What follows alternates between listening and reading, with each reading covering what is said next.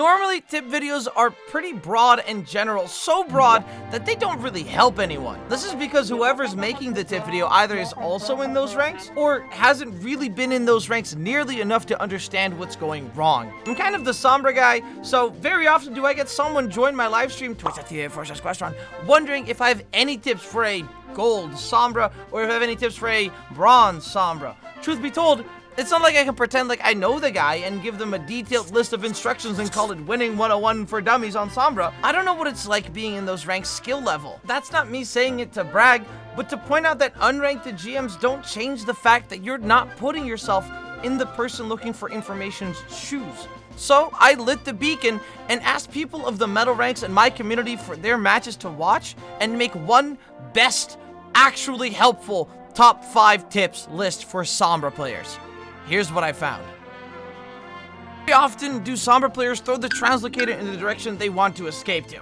It makes sense, but it makes it predictable. Translocator should be used in a way that it activates invisibility, but not have it be interrupted afterwards. The trick is that you don't actually need to be in the safety zone where your teammates are. I get that it's a little difficult of a switch in your mind to flip, but it can actually be better to be invisible in enemy lines than be visible in your own friendly lines. This means sometimes translocating straight up, sometimes deeper into enemy territory, or just right at your feet. You're safe when the enemy stops shooting at you. If you only think you're safe when you're far away, then you're probably going to spend a lot of time walking towards and away from where you need to be. Sombra's default state of being is being invisible. When you're not invisible, it's impossible to get and stay close enough for your gun to be impactful. Tracer can blink for a better angle, Sombra can't. She needs the type of timing and positioning where when she unstealths, she gets to keep doing stuff in one go. Being able to have the full hack animation play out can't happen when the enemy can see you set up for one through the entire process. You wouldn't be able to even get EMPs off without being able to run to the middle of the enemy team unseen. Waiting those 3 seconds every time to go back invisible behind a wall to then do something, you're late for fights, late to back someone up, late to stop an enemy, stuff like that. You miss out on a lot of things. It might sound crazy, but just translocate at your feet and book it. If you grab a health pack, throw a translocator under your feet before you do anything else. If you get a kill, immediately translocate to the floor before some other enemy checks up on them. By the time you walked anywhere you'd want to use a translocator again, generally, it would have been enough time to get the translocator back. The amount of things you do per minute just shoots up. Spawn camping used to be a great way to keep one person out of the fight longer. Spawn camping is just absolutely not worth it anymore. As of not being able to place the translocator down near the fight anymore, the one upside does not outweigh the many downsides. If there's a fight happening and you're busy walking all the way into the enemy team's spawn, you're missing out on the entire fight. You have the exact same value in that fight as if you were picked off first and are respawning. And then you still have to get the kill, which, let's be real, ain't that easy anymore these days, and also walk all the way back. And if there isn't a fight, then the enemy team can just, without any downsides, turn around and chase you down. So you're risking dying, wasting time, just to still have to walk back from a spawn. The best tip I got for all this is just don't do it. Stop doing it. Team needs you, buddy. Don't do it. Don't do it, man. It's not worth it. It's funny, but it's not worth it.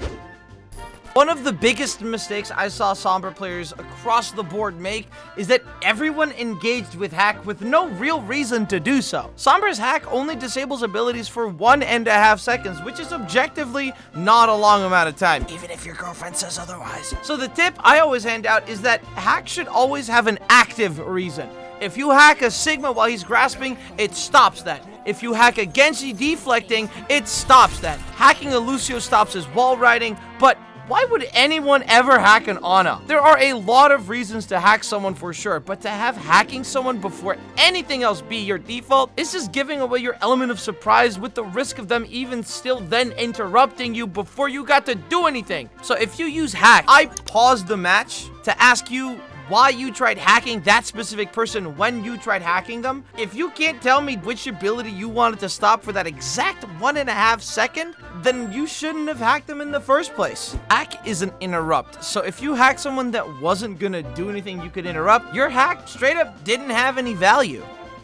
The one hero in the game that is actually allowed to be anywhere on the map at any time. What this means is Sombra gets to play on her terms. The problem is her teammates do not. So what happens a lot is that everyone assumes that the Sombra is the one that makes opportunity for her teammates to do something. But this isn't pro play. You are a normal person burdened by the expectations of being a normal.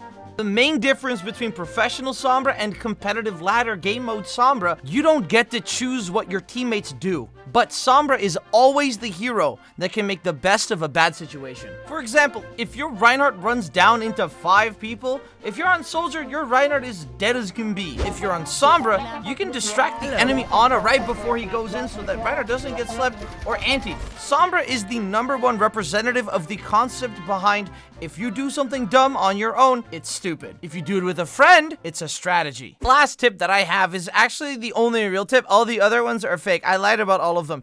It's to watch my stream on twitch.tv/Questron. It's actually so true how people just magically get better by watching my stream. But if not, you can always watch one of my Thinking Out Loud episodes here where I just kind of talk a lot, narrating my thought process while I'm driving behind the wheel of high-ranked ladder Sombra. Thanks for watching. Bye now.